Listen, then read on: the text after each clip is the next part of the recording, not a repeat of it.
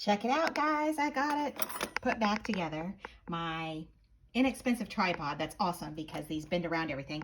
As you'll recall, this had broken and this pivot point had broken off. It will still pivot, obviously, but when I was pivoting one-handed one time trying to do a video, it snapped off at the base. So here's what I used. You can pick these up you know, at Harbor Tool and Freight, Hobby Lobby. They might be cheaper at Harbor Tool and Freight. This is so old that I've got all sorts of stuff on it.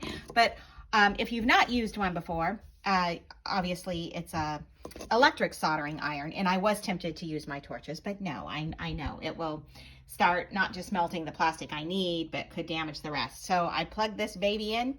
Always have your sponge. This happens to be an old Mr. Clean sponge that I like, and just dampen it so that it's prepped for when you're all done. And I did both sides of the plastic. Actually, I put the soldering iron right here. I put the tip, my cord is caught on my fire bricks. Put the tip you know, right down in there. I think it's, yeah, it's pretty cooled down now. Anyhow, right inside of there, I put the tip. Why am I not showing? There we go. Apparently I need more practice with the camera, right?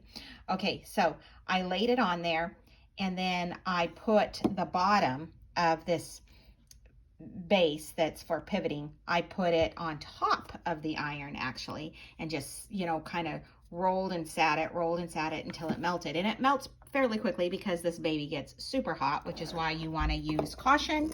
Always have a place that you're going to set it. There's actually a stand somewhere, but a lot of times I just put it on my fire brick here because it's not touching. I don't want it touching even my fire brick because clearly, you know, what's in the plastic you don't want given off to other spots.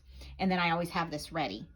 Always just set up your safety precautions ahead of time, a place to stand it and to let it cool down, or sit it when you need to, and your sponge ready. And it all came together pretty quick once it was melted. I held it down on there, you know, just like I do when I'm setting certain stones, or if I do my metal soldering and I don't like to shock my metals, I'll clamp it down on there, you know. And so I did that for a few seconds, and look at there, good to go, and everything's pivoting correctly. So this time, if I do it one-handed, now I know I need to be extra cautious because I've had this thing for quite a while.